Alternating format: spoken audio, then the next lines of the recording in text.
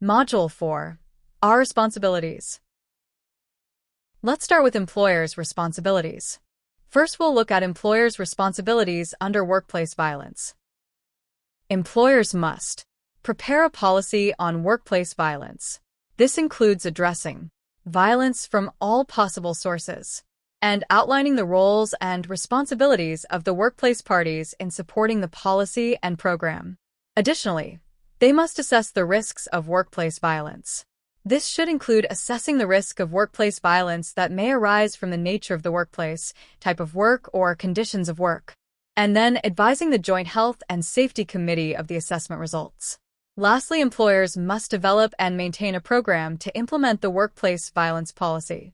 This includes developing measures and procedures to control the risks identified in the assessment as likely to expose a worker to physical injury, as well as providing instructions on how to report incidents of workplace violence and how to summon immediate assistance when workplace violence occurs or is likely to occur. And lastly, outlining how the employer will investigate and deal with incidents or complaints of workplace violence. The risks of workplace violence should be reassessed as often as is necessary to protect workers from workplace violence.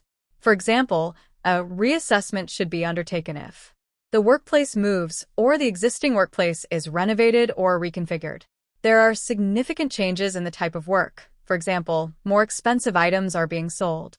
There are significant changes in the conditions of work. For example, closing at a later hour. There is new information on the risks of workplace violence. Or, a violent incident indicates a risk related to the nature of the workplace, type of work, or conditions of work was not identified during an earlier assessment. In general, it is recommended the employer review the assessment, at least annually. Additionally, under the OHSA, the employer must maintain the workplace violence program.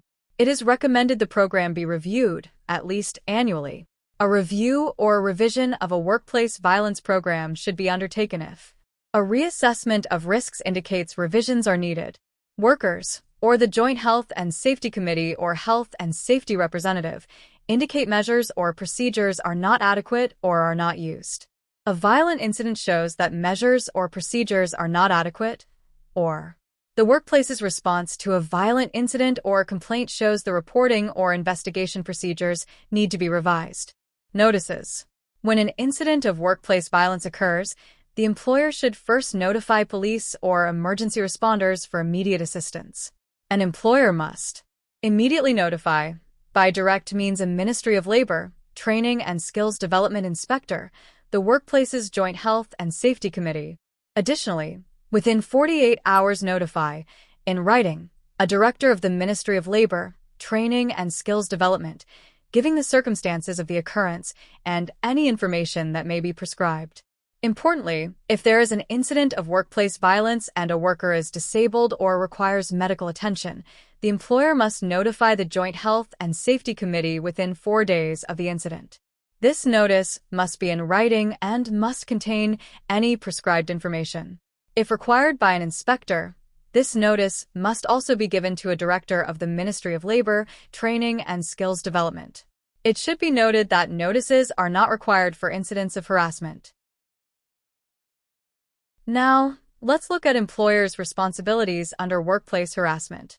First, employers must prepare a policy on workplace harassment, which includes considering workplace harassment from all sources and outlining the roles and responsibilities of the workplace parties in supporting the policy and program. Secondly, they must develop and maintain a program to implement the workplace harassment policy. This includes developing measures and procedures for workers to report incidents of workplace harassment to the employer or supervisor, including how to report to a person other than the employer or supervisor, if the employer or supervisor is the alleged harasser. Additionally, it should outline how incidents and complaints of workplace harassment will be investigated and dealt with. How information obtained about an incident or complaint of workplace harassment, including identifying information about individuals involved, will not be disclosed unless the disclosure is necessary for the purposes of investigating the incident or complaint, or for taking corrective action, or is otherwise required by law. And lastly, how the worker who alleged harassment and the alleged harasser, if he or she works for the employer, will be informed of the results of the investigation and of any corrective action. In order to protect a worker from workplace harassment, an employer is required to review the workplace harassment program as often as necessary, but at least annually. This review should focus on whether the measures and procedures are current and if there are any deficiencies or gaps that need to be addressed. The program may or may not be revised as a result of the review.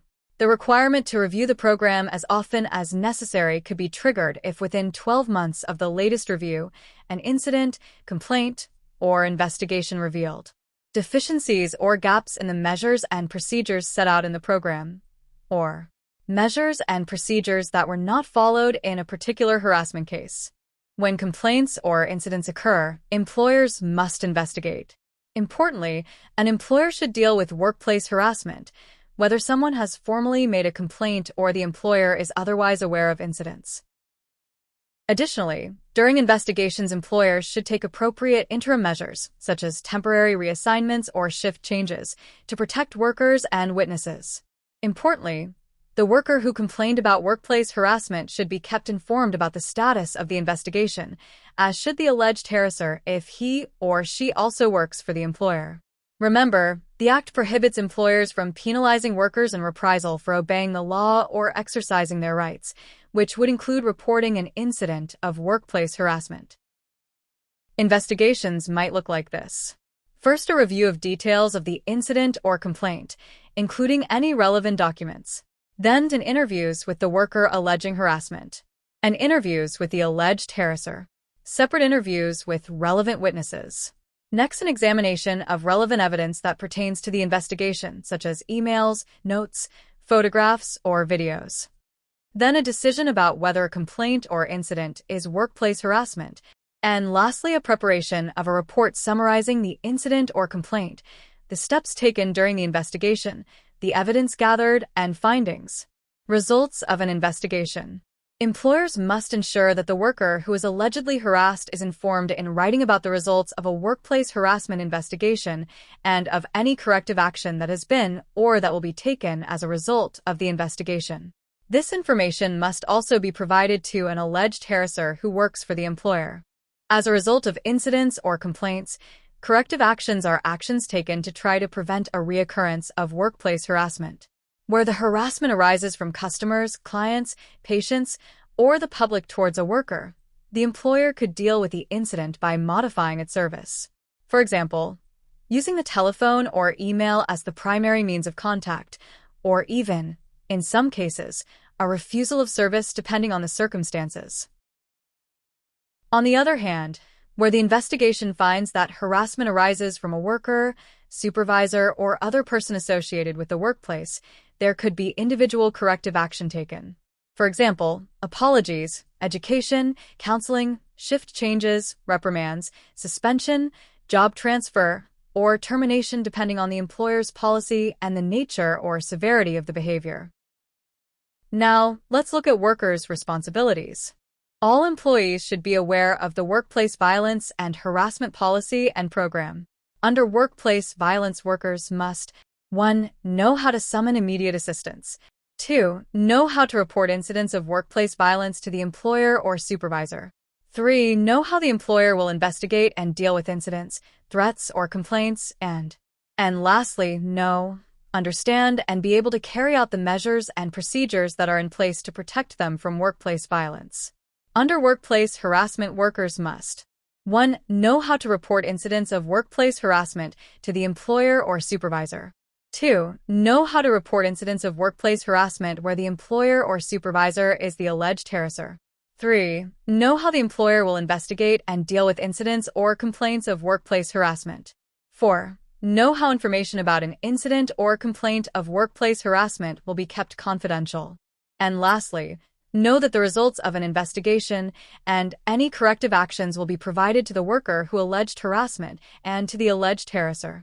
Lastly, supervisor responsibilities include ensuring employees' behavior is consistent with policies, leading by example, maintaining leadership credibility, protecting against personal liability, protecting company reputation, knowing the procedures for reporting, investigating, and documenting incidents, and knowing how to respond appropriately to disclosures of harassment. That concludes Module 4. Please proceed to Module 5.